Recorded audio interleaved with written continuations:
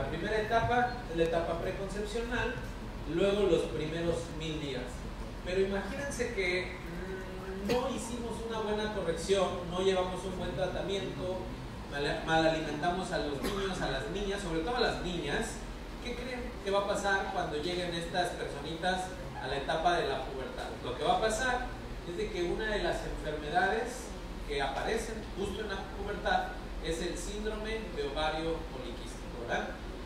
Y ustedes como médicos, nutriólogos, químicos, todas las áreas afines a la medicina, tenemos la responsabilidad de saber detectar cómo aparece la diabetes en cada segmento poblacional o en cada etapa de la vida de la mujer y del hombre. Pero tenemos que reconocer, entonces, la diabetes es diferente en la pubertad que la diabetes en la diabetes gestacional cuando una mujer ya está embarazada, es muy diferente. Por ejemplo, en la diabetes gestacional, la estructura o el tejido responsable de desencadenar esa diabetes es la placenta. La placenta llega a trastornar a veces el estado metabólico y hormonal de la mujer, que desencadena hipertensión en el embarazo, preeclampsia, eclampsia. La placenta induce lo que es la diabetes gestacional. ¿Y qué creen? Cuando sale la placenta, se quita casi todo ese problema, ¿verdad? Entonces tiene otra forma de presentarse la diabetes cuando está la mujer embarazada. Ahora, la diabetes gestacional, cuando hay una mujer con diabetes gestacional, entre un 10 a un 20% de las mujeres que tuvieron diabetes gestacional, nace el bebé, sale la placenta, se desaparece la presión y la glucosa, casi siempre. Pero ese 10-30% a los 10 años, ¿qué creen? Desarrolla diabetes tipo 2. Entonces, hay mujeres que ya tienen 40, 50 años con diabetes tipo 2, ¿qué creen? Se debió haber prevenido una respuesta diabetogénica desde la pubertad. Desde la pubertad ya te estaba avisando el paciente de que esta mujer o esta joven iba a tener diabetes gestacional y que después de unos 10 años en promedio, por una activación genética molecular, va a desarrollar diabetes tipo 2. Entonces ya queremos solucionar cuando ya tiene diabetes, ya cuando hay estilos de vida malos, negativos, que no son favorables, cuando ya está con un daño renal, ya queremos tener alguna intervención y no. Tenemos que hacerlo en una etapa totalmente temprana. Ya platicamos que una es en los primeros 1000 días de vida, otra en la etapa preconcepcional. Yo estaría encantado de un día venir y darles cada etapa cómo se manifiesta la diabetes en cada etapa, así que ya sobreavanzamos, ¿verdad? Ok, vamos a dar inicio entonces a la parte de cómo ustedes pueden empezar a detectar que alguien puede, no que tiene, que puede tener un problema diabetogénico y que se puede expresar como síndrome de ovario poliquístico, que es una enfermedad que aparece en la pubertad, ¿vale? Ok, ¿sí alcanzan a ver esta imagen? Este es un caso ya muy drástico, ¿sí? Pero quiero que ustedes comprendan a través de la plática. ¿No les ha tocado que de repente dicen, ya viene mi periodo porque me salió un barrito, ¿cierto? Ya viene porque me salió otro. Okay.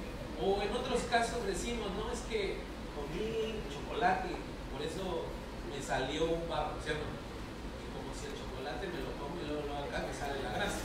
No. ¿Qué hay de que te lo comes hasta que te sale? Y es lo que vas a entender hoy, y que puede explicar que el acné puede ser una respuesta diabetogénica la que tú estás teniendo, ¿sí? Y está bien el chocolate, el cacahuate, todo lo que tú quieras, pero hay que analizar un problema metabólico, ¿sí? Entonces, ¿por qué me enfoco más a este binomio acné y esto que ustedes ven aquí? ¿Cómo se llama esto? Papilla, ¿no? No, se llama hirsutismo. Hirsutismo. Pongan mucha atención esto. El hirsutismo, ahorita lo vamos a entender, se manifiesta o es una manifestación muy característica de estados de hiperandrogenismo. Uno dice, ¿qué es eso? ¿No? Bueno, los andrógenos son hormonas masculinas que nosotros tenemos así, ¿verdad? Pero la mujer tiene pero muy poquitas.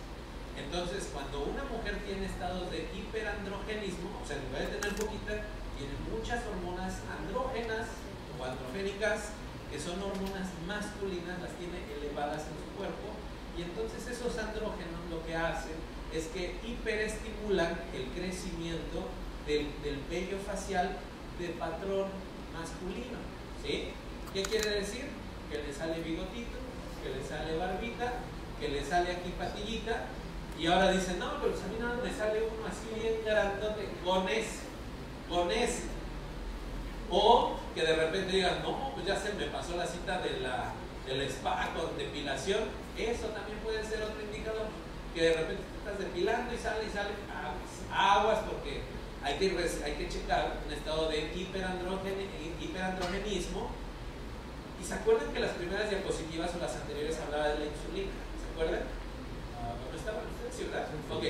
La insulina juega un papel muy importante en este problema y necesito que pongan atención. Digo, ya me aguantaron toda la mañana, nada más aguántenme esto unos 10, 20 minutos, no, como media hora para explicarles. Ok. Sí, si no entienden se van a salir. Ok. Quiero que comprendan. Fíjense muy bien. Analicen esta imagen.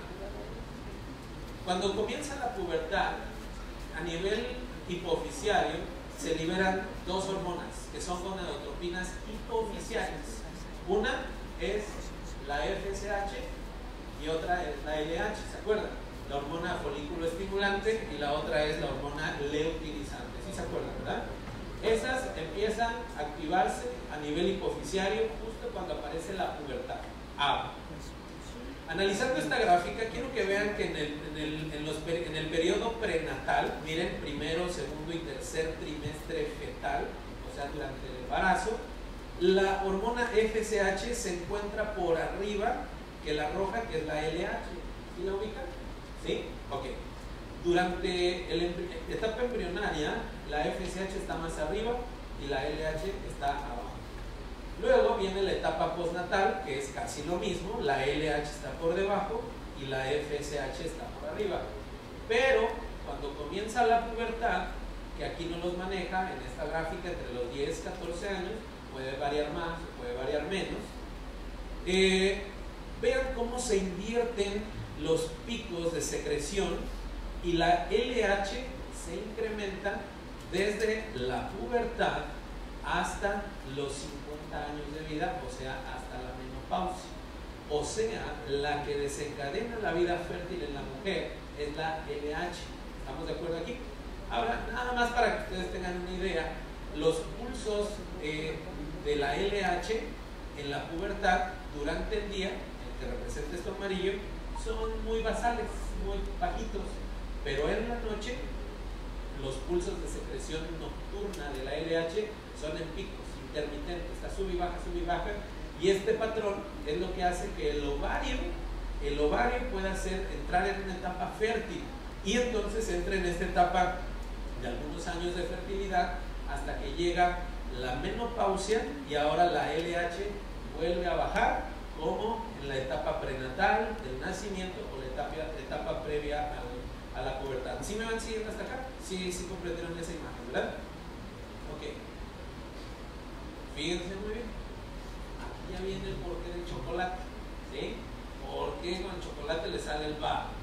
Y les repito, no es que me lo comí y ¡pum! Ya me salió la grasa del chocolate. Acá mira cómo sale negro. No. ¿Se acuerdan de esta imagen?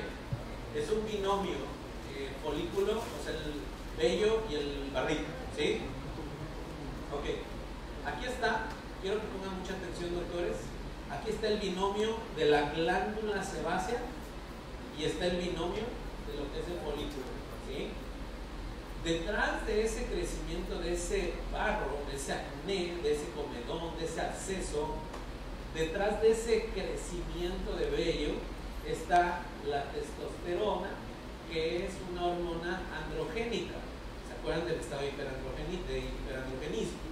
Entonces, la testosterona junto con algunos derivados más especializados son los que en la mujer se elevan y son los responsables, número uno, del crecimiento del hirsutismo, el crecimiento de vello facial de patrón masculino, ¿sí? Y la sobreestimulación o la producción de sebo, la hiperqueratinización y por lo tanto la producción de abscesos, comedones, barros, como le quieran llamar, pero detrás está un estado de hiperandrogenismo. Ajá. Ok, bueno, ¿quién es ahora la estructura, la molécula, la célula, la que le quieran llamar, responsable de la producción de estrógenos o de testosterona? ¿Quién es la responsable? Hay que analizar a detalle todo ello y miren, quiero que vean estos dos círculos que ustedes ven aquí. ¿Se acuerdan de este? Y acuérdense de este. Estas son células de la teca ovárica, esas ya se las saben súper bien. Células de la granulosa, apréndansela, lo vamos a ver en unas diapositivas, pero no quiero que se les olvide estas dos células, células de la teca y células de la granulosa, ¿vale? En la célula de la teca tiene que ver, miren, cuando empieza la pubertad, lo que hace la pubertad es de que el cerebro, a nivel hipoficiario, yo les había dicho que la LH hace que el ovario, ¡pum!, dé la activación fértil en la mujer, la LH. Por eso en las jóvenes que tienen síndrome de ovario poliquístico y que tienen todo esto que vamos a estar platicando, parte de los estudios de laboratorio hay que medir LH, ¿sí? Porque no vaya a estar súper elevada, y bueno, hay que ver. Pero también, ¿qué creen? Está la insulina. La insulina es la responsable. Para mí estudiar la insulina es lo máximo, es mi consentida al estudiarla, pero la insulina es la que desencadena mucho el papel fisiopatológico de las células de la teca y de las células de la granulosa, que ahorita lo vamos a entender, ¿vale? Y bueno, alteraciones en el hígado, que no quiero meterme con células de transporte, pero todo este problema metabólico va a desencadenar un problema hormonal y la respuesta dermatológica va a ser una respuesta de acné, hirsutismo, entre otras manifestaciones. Esas manifestaciones puede haber una oligoovulación, que quiere decir que de entrada una jovencita a lo mejor no tiene barritos ni tiene vello facial de patrón masculino, pero tiene irregularidades menstruales, o algunas mujeres ya de mayor edad son infértiles. Entonces hay que analizar no solo los barritos y el hirsutismo, pueden haber otros datos, pero yo quiero enfocarme solo en el acné y en el hirsutismo. ¿Por qué? Porque es lo que fácilmente podemos diagnosticar. Yo no voy a, por ejemplo, si yo veo a, no sé, una prima de máxima confianza, una amiga, y le digo, oye, ese barro como que ha de ser por un problema de insulina, le digo, ¿sí? Pero vaya, es algo que puedo ver, que puedo evidenciar, y le digo, mira, te sugiero que te hagas estudios, atiéndete, ¿sí? No es un problema que se ve a simple vista, ¿sí? ¿Estamos de acuerdo? Y para hacer un diagnóstico o tener una sospecha, no tengo que mandarle a hacer inmediatamente un ultrasonido, hacer sangre, oye, tengo una sospecha, no. Con simple clínica yo puedo sospechar en una gran manera que pueda tener síndrome de ovario poliquístico.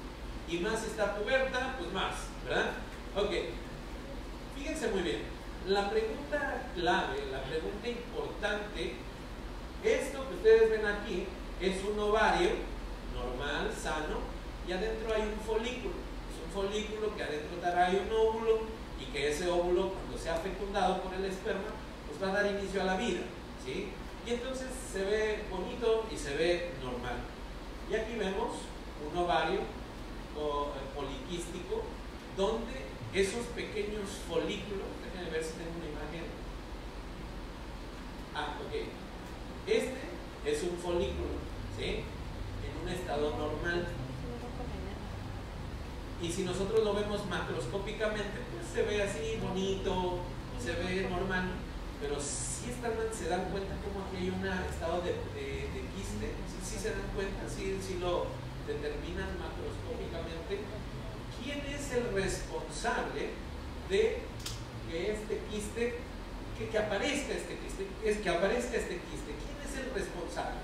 Quiero que ustedes vean que este folículo, que les repito, es el que tiene el folículo, que tiene un óvulo, el que va a fecundar, es de ser de un tamaño de unos cuantos milímetros, 5 milímetros, 2 milímetros, dependiendo del estado de maduración, va a tener un tamaño mutante gigante de 3, 4, hasta 5 centímetros o más, estos folículos pueden crecer de un tamaño tan grande que se pueden convertir en un quiste. ¿Sí me van siguiendo? O sea, un foliculito chiquito en estado normal se convierte en un quistezón. ¿Me van siguiendo? ¿Sí? ¿Los veo callados o no me estoy explicando? ¿Sí? Ok. El punto es, ¿quién es el que hace que ese folículo chiquito se convierta en un quistezón? ¿Se acuerdan de la conferencia, la primera conferencia? También tiene que ver de la mano quién es el responsable de que un bebé de 2,5, 3 kilos se convierta en un bebé macrosómico. ¿Se acuerdan de ese bebote que vimos? Sí. ¿Quién es el responsable de que haya ese crecimiento? ¿Quién es el responsable de esas hiperplasias, estas hipertrofias que hay acá? Es ahí donde tenemos que ver los motivos. Ahora, quiero que veamos histológicamente un corte de un folículo. El folículo, si nosotros lo vemos al microscopio, de afuera hacia adentro, vamos a ver las células de la teca externa, las células de la teca interna y la capa o células de la granulosa. ¿Sí? Ahora, voy a regresar a esta diapositiva porque yo les dije que no se olvidaran que hay células de la teca y hay células de la granulosa. ¿Sí? Y nada más para que se den una idea todo lo que pasa en esta célula y todo lo que pasa en esta otra célula. Ahora, para adelantarme y que no se les olvide, la fisiopatología más importante son en las células de la teca. Ahora, volvamos otra vez a la imagen. Tenemos la célula de la granulosa, que es esta que se mira aquí, y la célula de la teca interna. Si, por ejemplo, viniera en el examen, ¿cuál de las células de la teca interna y externa es la que tiene que ver con los procesos fisiopatológicos de esto? Es célula de la teca interna. Porque las células de la teca externa son más vascularidad, tejido de sostén, ¿verdad? Pero tienen función más en este tema las células de la teca interna. ¿Sí me van siguiendo? ¿Sí? Ok, nuevamente aquí lo vemos desde un corte histológico, pero aquí ya lo vemos más como caricaturesco, ¿no? Como una gráfica, como una imagen, donde podemos ver aquí estas imágenes o células cúbicas, las células de la granulosa, y estas células aplanadas, que son las células de la teca interna.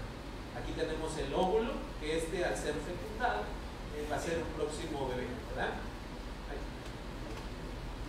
Esto ya va a ser más rápido. Ok. Quiero que analicen, que vean bien esta imagen, porque ¿se acuerdan de la LH? ¿Se acuerdan que la LH se va a activar, va a incrementarse desde la pubertad hasta la menopausia, va a estar aumentada? ¿Sí? ¿Qué tiene que ver la LH en este proceso de fecundación, de fertilidad, incluso del síndrome de ovario poliquístico? Tiene que ver mucho, porque la LH, si se dan cuenta, tiene una actividad positiva en las células de la teca. ¿Se acuerdan de la teca, verdad? Que les dije, ahorita lo vamos a ir viendo. Ok, la LH lo que va a hacer es de que la LH va a activar todo el sistema de citocromo P450 dentro de la célula de la teca. Ahora, ¿esto qué quiere decir? Simplemente es un proceso de esteroidogénesis.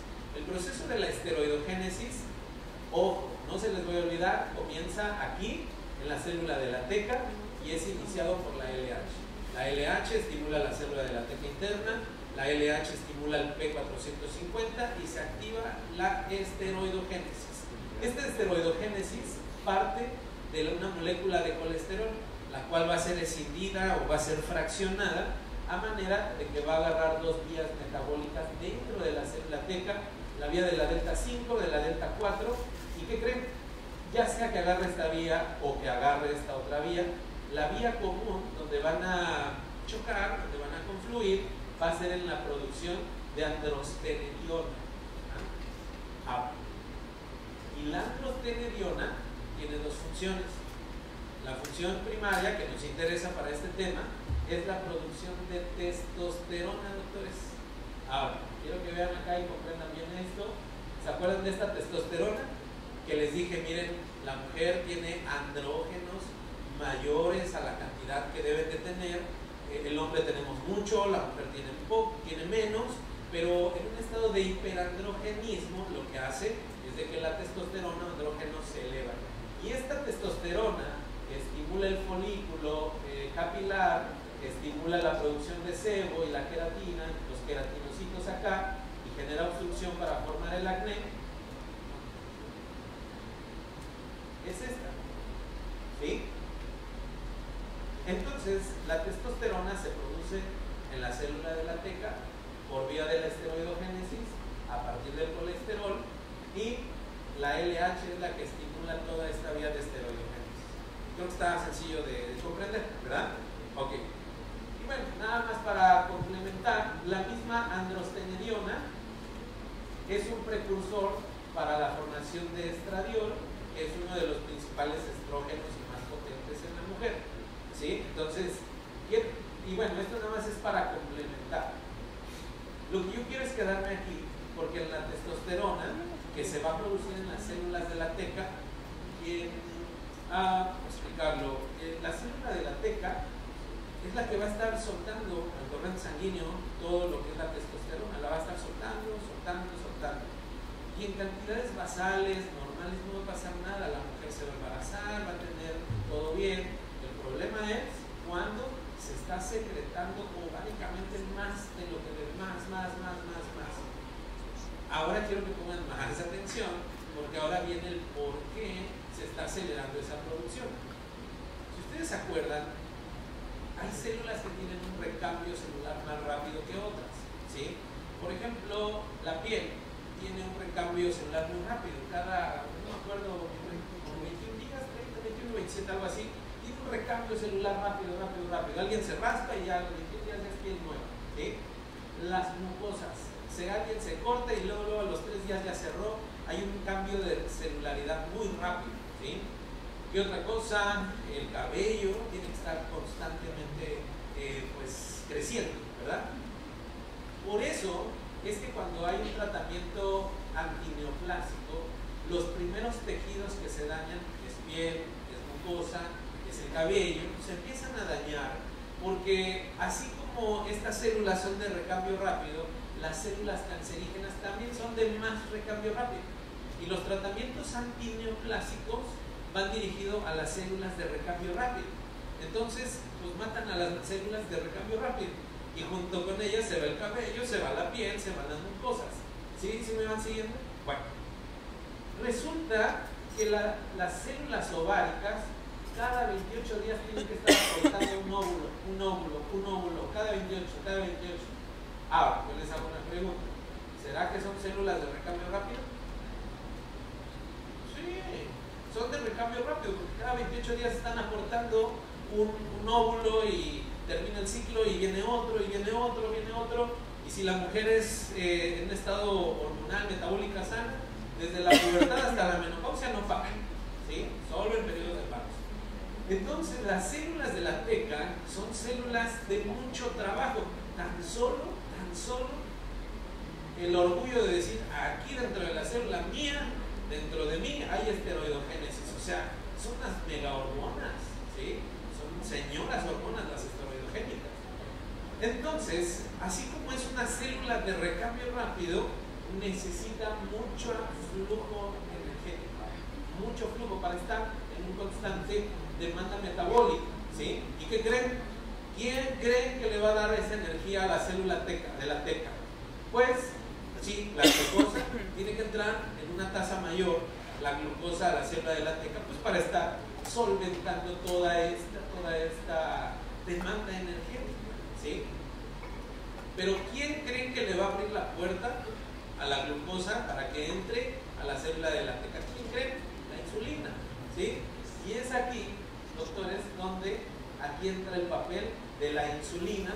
Y para los que estuvieron en la primera conferencia, que voy a volver a repetir una diapositiva aquí, está la insulina y las IGF-1 y las 2. La IGF es la factor de crecimiento semejante a la insulina. O sea que la insulina y el factor de crecimiento semejante a la insulina son casi gemelas, ¿sí? Ok. Entonces, esta célula de la teca necesita que primero la insulina interactúe con un receptor. La insulina insulina, vamos a poner el ejemplo como de una puerta. Esta, imagínense que es la insulina, yo meto la insulina en el cerrojo, abro la puerta, quito el seguro, abro la puerta y entonces la glucosa entra a la célula de la teca. Así es el mecanismo por cual o cómo entra la glucosa de una manera sencilla. Entra la insulina, abre la puerta y entonces se mete la glucosa. Así de fácil. Sin embargo, ¿qué pasa, doctores? Fíjense muy bien. ¿Qué pasa? Que ustedes, digamos que esta es su llave con la que siempre han abierto su casa, la que durante por años es la misma llave, y que de repente llegan a su casa, entran y sí jala, ¿no? Pero no abre. Entonces ustedes le mueven y ven que no abre la llave y como que no gira. ¿Y saben qué es lo que pasa? Que ustedes de repente le dicen a la mamá, oye, jefa, pues préstame tu llave, ¿no? Y al papá y a la hermana, oye, préstame tu llave, ninguna abre. Hasta la que guardamos en otra casa para que si se nos queda vamos allá, y resulta que ahora tenemos como 5 o 7 llaves, pero esas 5 o 7 llaves son insulinas, que de un estado de insulina normal, o sea, una llave, la que yo siempre he tenido, ahora tengo 7 llaves, y a eso se le llama un estado de hiperinsulinemia. ¿Sí me van siguiendo? Primero, quiero que comprendan un mecanismo molecular. Primero yo meto la llave, la que siempre he abierto, o ya no me abre. A eso se le llama resistencia a la insulina. Yo meto la llave, no abre. ¿Cuál es el problema? No sabemos. Tal vez es un problema del marco, de las bisagras, le falta aceite al cerrojo, la llave ya está chueca, no sabemos. Son muchos mecanismos por el cual la puerta ya no abre por acción de la insulina. Eso primero se llama resistencia a la insulina. Cuando no abre, le intenté, le metí la tarjeta y todo y no abre, ¿qué es lo que hago? Pido más llaves al páncreas. Y entonces me llegan 7, 10, 20, 30, 40, 50 moléculas de insulina para intentar abrir. Y ya saben que la última es la que siempre abre, bueno, entra ya de chiripazo, ¿sí? Pero quiero que ustedes vean que el mecanismo molecular por el cual se desarrolla un estado de hiperinsulinemia es por un problema que ya no se puede abrir, ya no hay entrada de glucosa. ¿Pero qué creen? La célula de la teca necesita glucosa, necesitan una demanda buena, adecuada de glucosa, si no, ¿con qué se produce el nuevo óvulo? Y al no tenerla, entonces mandan a pedir más insulinas para que entre la demanda de glucosa, ¿sí? Y ahí es donde empieza a ver, aquí trataba de explicar lo de la resistencia a la insulina, pero me salió mejor con la puerta y la llave, ¿no? Pero bueno, es la imagen que yo puse, creo que la anterior o la antepasada conferencia, donde yo les explicaba que la glucosa, todo el mundo sabemos, ayuda a controlar los niveles de glucosa, ¿sí o no? Pero tiene otras vías moleculares que hay que estudiar, que hay que tenerlas presentes siempre, porque miren, tenemos receptores a la insulina. Cuando la insulina interactúa con su receptor, ¿qué creen? Aquí no se ve bien, se ve un poquito borroso, pero dice que tiene acciones metabólicas. ¿Cuáles? Controlar la glucosa, inhibir la glucólisis, la gluconeogénesis y todo ese tipo de cosas, pero tiene funciones metabólicas que ya las sabemos. Pero las que pocas veces hemos estudiado es de que la insulina es una hormona que favorece el crecimiento, la diferenciación, proliferación y la supervivencia celular. Eso ya se las había comentado. Y bueno, aquí está más desglosada las vías de señalización intracelular.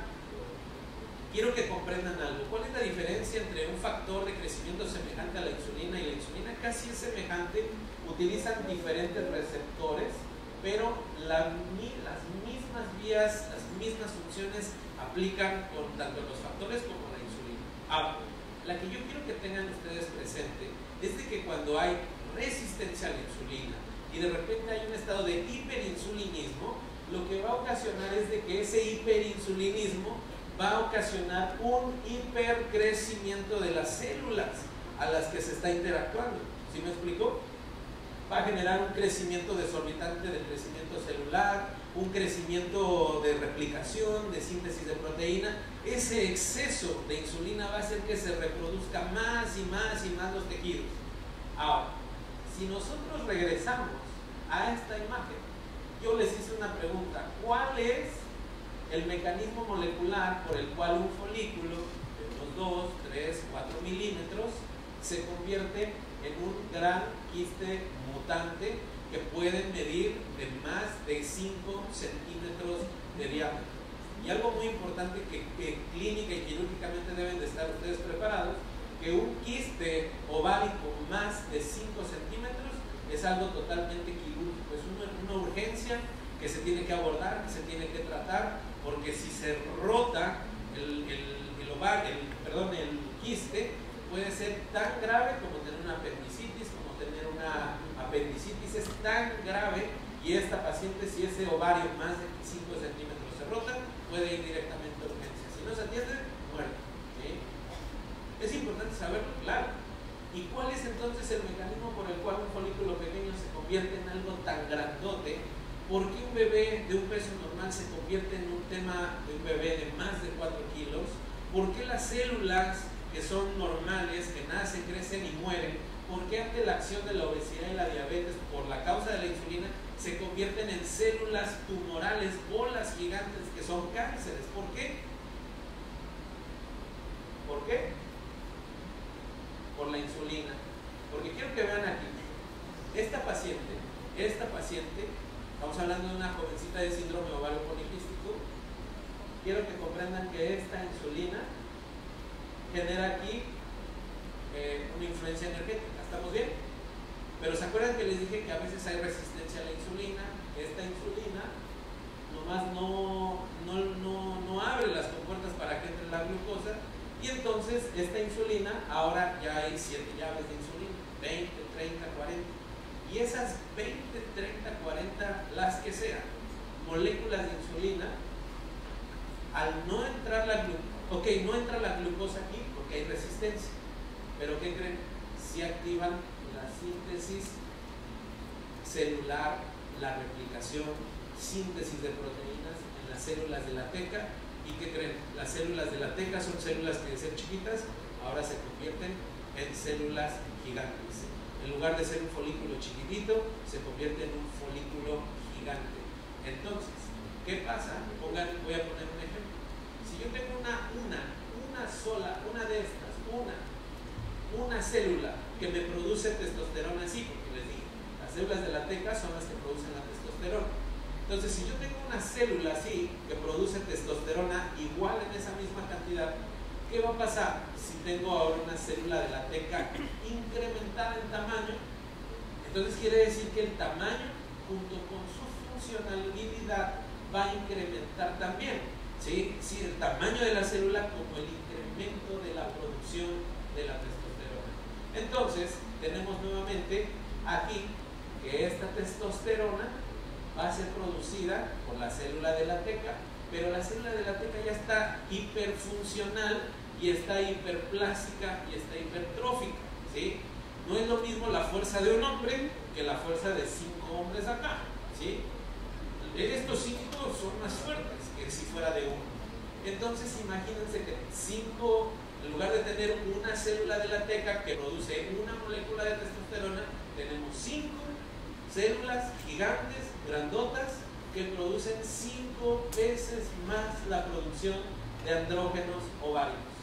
Y entonces este estado de hiperandrogenismo es lo que va a generar un estado de producción de sebo, va a generar una producción y sobreestimulación del folículo capilar y todo. Ahora yo les hago una pregunta: de las grasas, proteínas y azúcares, ¿quién es el grupo de alimentos que más producen o estimulan insulina? Carbohidratos, ¿sí? La proteína también, los aminoácidos también, pero el que más es el azúcar. Entonces el chocolate que ustedes se comen, ¿qué es? Es que la grasa que comí es grasosa y me salió un barro aquí. ¿Fue por esa grasa?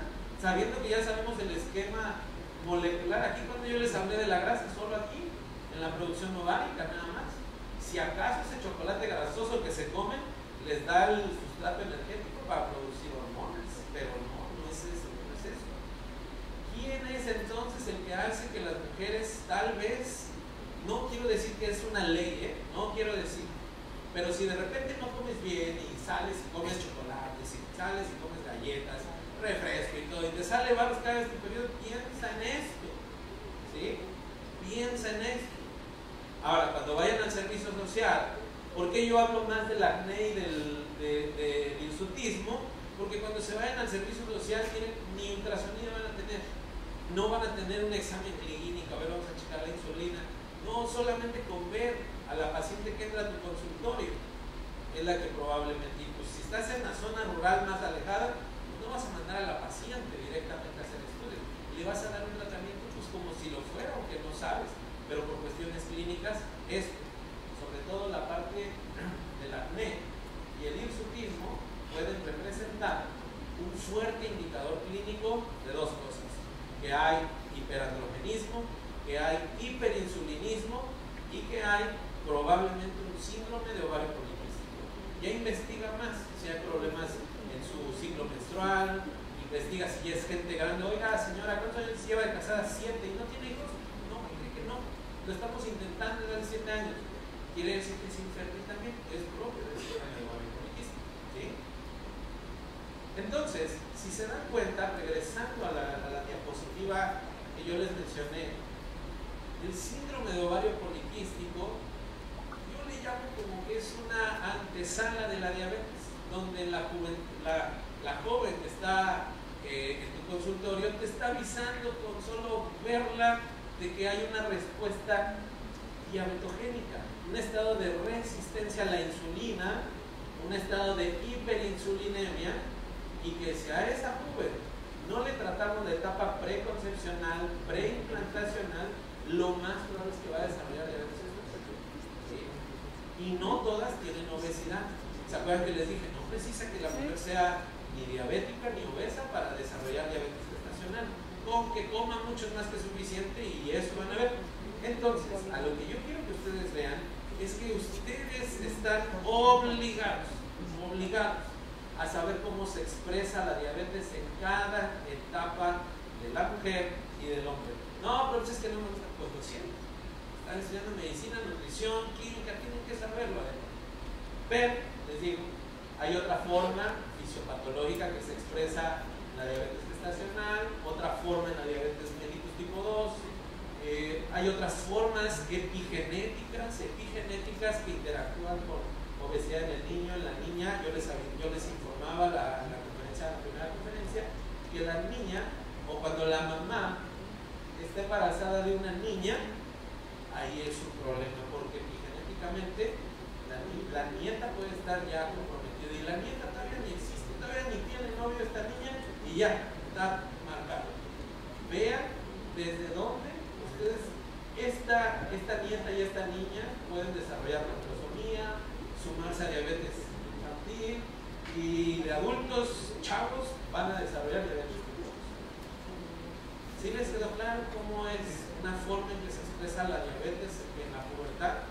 Y tienen la obligación, no es de que si quieren, la obligación de conocer todo esto, de saber las cuestiones clínicas, que ustedes estudien más a detalle, la cuestión de ultrasonido, la fisiopatología, la cuestión, por ejemplo, ¿qué es lo que pasa con los papás? Cuando es que mi hija tiene acné y tiene vellitos, lo que hace el papá, la mamá, pues con amor, pues van y lo llevan al dermatólogo, sus champucitos, su cremita y ya, ¿sí o no? Y luego saliendo van a la spa, a la depilación y pues ya. Pero no, esto es un problema más profundo, ginecológico, que es un problema hormonal, de andrógenos, estrógenos, porque yo les hablé de andrógenos, pero falta, ya no los veo con cara de otra hora, pues, pero tienen que ver los estrógenos también, ¿sí? Entonces, a lo que yo quiero que ustedes entiendan que, ok, les ponemos hormonas y todo está bien, pero el problema es todavía más profundo, es un problema totalmente metabólico, su raíz es metabólica, y que con pequeños cambios en la alimentación, pequeña actividad física, algunos suplementos, complementos naturales, pueden mejorar muy bien. Ustedes rompen este esquema, ustedes rompen aquí este esquema bien, dominando la fisiopatología, el abordaje diagnóstico, el tratamiento clínico. Miren todas las vidas que van a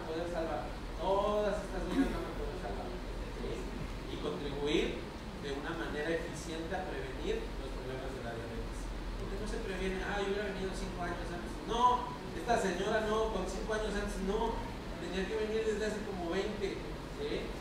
Pero para hacerle saber eso a la doña, pues ya no. Mejor a las nuevas generaciones, a ustedes que algún día van a tener familia, sus hijos, que nazcan sanos, los primeros 1000 días que nazcan sanos, en la pubertad si les salen barritos y esto, manden a hacer estudios de insulina, pues empecemos por nosotros, ¿sí o no? Y bueno, muchas gracias.